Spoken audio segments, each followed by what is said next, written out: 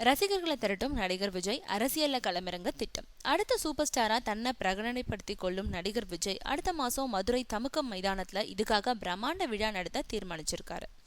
தீவிரமா அரசியல்ல இறங்குறதுக்கு இந்த விழாவை அவர் பயன்படுத்தி கொள்ள விரும்புறதுனால அரசியல் அரங்குல இந்த விழா பத்தி பரபரப்பா பேசுறாங்க. இது பத்தி நடிகர் விஜய் தரப்புல சொல்லியிருக்காரு. நடிகர் விஜய்க்கு தமிழக அரசியல்ல தீவிரமா ஈடுபடணும்ன்றது அவருக்கு தீராத தாகம். அதனாலதான் அவர் ரசிகர் நற்பணி மன்றத்தை வேகமா செயல்பட வச்சாரு. அரசியல் தலைவர்கள் மாதிரி அவர் தன்னுடைய பிறந்தநாள் விழாவை நலத்திட்ட உதவிகள் மூலமா கொண்டாடிட்டு வர்றதும் இதுக்காகத்தான். ஆனா அவருடைய அப்பா சந்திரசேகர் அவரை உடனே அரசியலுக்கு கொண்டு வந்து விரைவிலேயே தமிழகத்தோட முதல்வர் ஆக்கிடணும்னு விருப்பப்பட்டு சில காரியங்களை செய்ய அது விஜய்க்கு எதிரா முடிஞ்சது. அடுத்தடுத்து இப்படிப்பட்ட பிரச்சனைகளை சந்திக்க கூடாதுன்றதுல விஜய் உறுதியா இருக்காரு. அதனாலதான் தேர்தலுக்கு முன்னாடி நரேந்திர மோடியை சந்திச்சு பேசினாரு.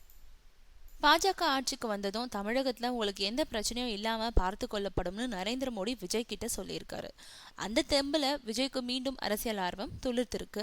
அதுக்கு தேவையான காரியங்களை அவர் செய்ய ஆரம்பிச்சிட்டாரு. அதோட முதல் கட்டம் தான் தமிழகத்தோட அடுத்த சூப்பர் ஸ்டார் யாருன்றது மாதிரி கருத்து கணிப்பு நடத்தி அதுல தன்னை அடுத்த சூப்பர் ஸ்டாரா முன்னிலைப்படுத்தினாரு.